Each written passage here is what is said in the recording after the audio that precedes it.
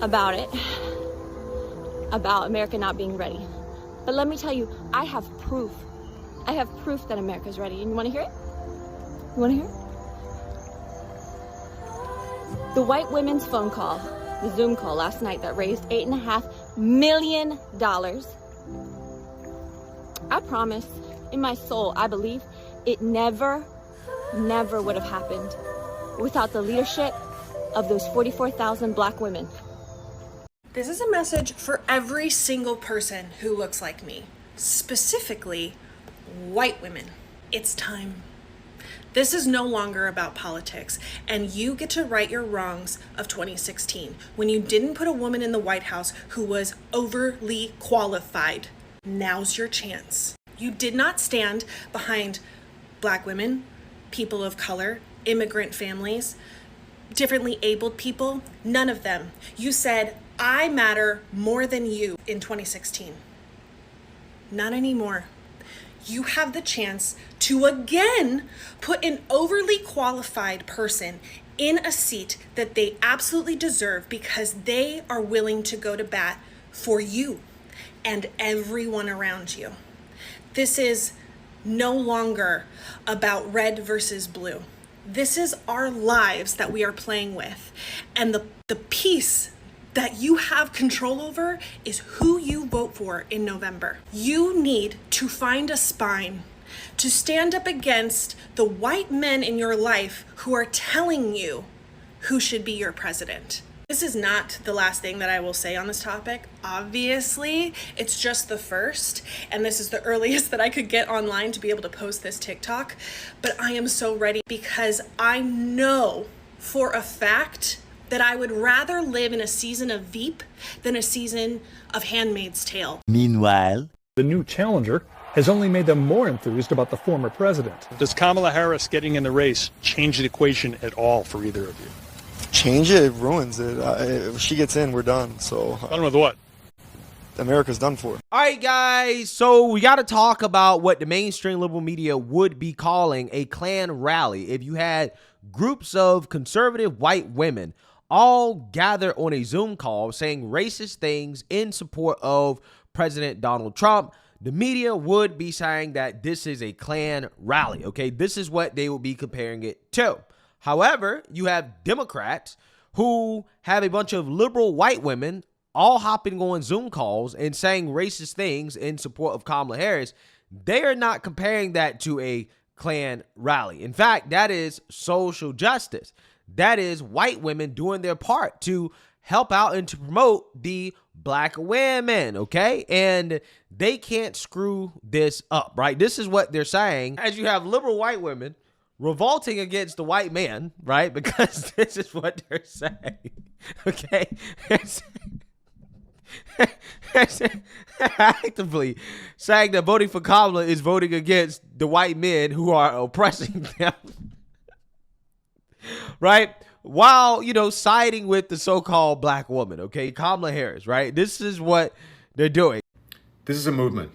White women have answered the call to support Kamala Harris. Thing. So many people. This Welcome is back, guys. We're just gonna ride the waves of this. Largest Zoom call in let go history. And let the Zoom gods. It crashed. 130,000 strong. This is a movement. They're supporting Kamala Harris. Everybody left. I think if we decide to show up, we don't have to wonder or worry that we might fuck up and get in trouble. We will fuck up and we will get in trouble over and over. That's how this goes. Mistakes will be made and feelings will be hurt. And I will say out loud that I feel afraid about that because we white women do not yet know how not to turn on each other. I don't know how yet either. But this time I'm going to learn. Because listen to me, this moment could be historic in a different way too. We as a group of white women could do this moment and this 102 days differently. We could put ourselves out there and we could make mistakes and get scared and disagree and hurt each other's feelings and still stay connected to each other. We could let people be angry with us and disapprove of us and mock us even, and not take our ball and go home. We could decide to care more about our children's futures than our own comfort. We could not just post trust Black women. We could also start doing it. We could recognize that Black women know how to do this and we do not.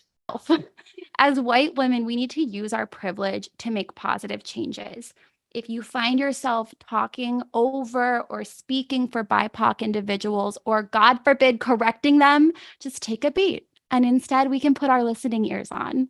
So do learn from and amplify the voices of those who have been historically marginalized, and use the privilege you have in order to push for systemic change. As white people, we have a lot to learn and unlearn. So do check your blind spots. You are responsible for your algorithm, believe it or not. Intentionally seek out and share content from BIPOC creators, activists, thought leaders. They should be the leaders of conversations about race and justice and equity. So just whatever you do, don't stay silent on issues of injustice. Big changes can start with just one person who's brave enough to speak up. I was a kindergarten teacher, and sometimes we would read stories, and I know I have some of my former students here and their families. Hi. We would learn about a historical event, and I would ask my students, who is missing from this story? This is not a concept or question that I invented, but it's something that I was taught as a way to decenter the Eurocentric and white voices that are often at the forefront of our history books and our media. And so in a time when misinformation is running wild and AI is on the rise, seek evidence and be a critical consumer of media and information before just sharing it out. Don't feed the trolls. Yeah, so that is pathetic. That is so pathetic. I have never seen something so pathetic in my life. The self-loathing is just so cringe, okay? Do liberal white women actually like themselves, right? It seems they really do not like themselves. There's a lot of self-loathing and hatred among liberal white women, so it seems, okay? But apparently these people are so happy to be worshiping Black women, because that's exactly what they're doing, right? They're worshiping Black liberal women.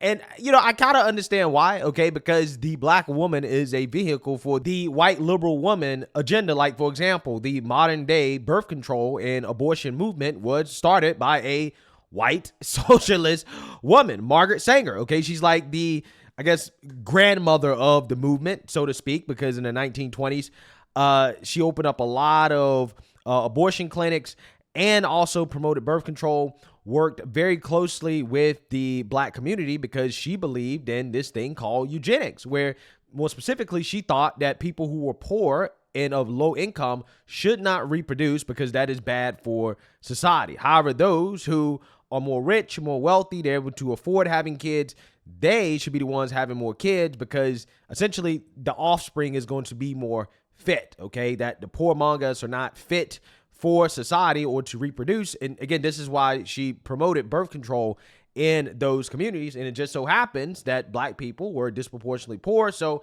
again, she worked with Black people quite a bit, okay? And I'm pretty sure all these liberal Black women that are essentially promoting the liberal white woman's agenda, because that's literally what it is, are probably not educated on exactly what they're promoting in the origins of it. Because if they were, they wouldn't be turning around telling us that you're not pro-Black or that you're not Black if you don't support Kamala Harris, when quite literally Kamala Harris is a vehicle for an agenda that is rooted in anti-Blackness, right? I'm just saying that's the thing that really kind of irks my nerve about these people that try to question your Blackness based off whether or not you're going to support Kamala Harris, who again is not really even Black. She's half Jamaican, half Indian.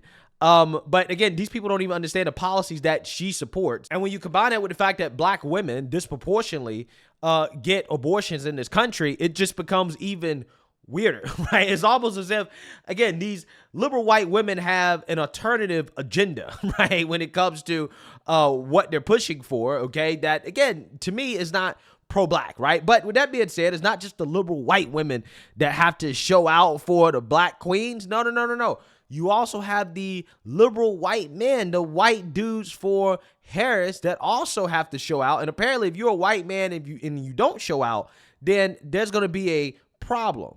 The support for Kamala Harris is unprecedented. We've never seen anything like this in our lifetimes. Just the other day, 44,000 black women got on a Zoom call and raised $1.5 million for Kamala Harris. And then black men did it, and they got a bunch of people and raised a bunch of money.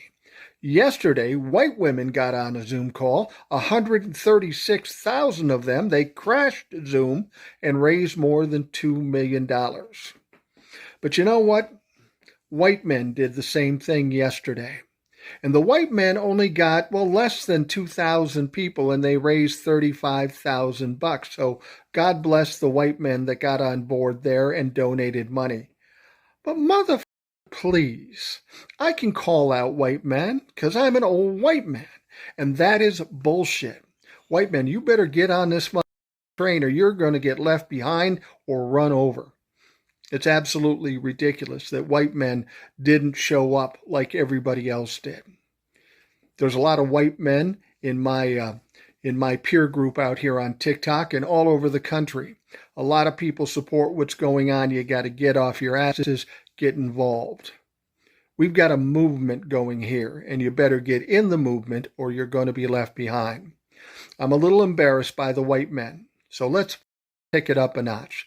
Let's do what we have to do to support Kamala Harris and save democracy. What more do you need? Yeah, so apparently this liberal white man says that white men need to step it up and to vote for Kamala Harris, okay, and get on this Kamala train to hell, apparently, because that's the only place I can think of that a train would go for a white man voting for Kamala Harris, because if she becomes president of the United States, best believe the white man's world is to become a living hell with the woke agenda that will be unleashed by Kamala Harris that we know is anti-white male, especially anti-white Christian male. So again, I'm not entirely sure why any white male would vote for Kamala Harris in this agenda, but hey, I don't know, man. They say that alternative lifestyles are on the rise in the U.S., so maybe that's it, right? Maybe that explains why, hey, a white male would vote for Kamala Harris. But I want you guys to understand, right? This is what I want you guys to understand.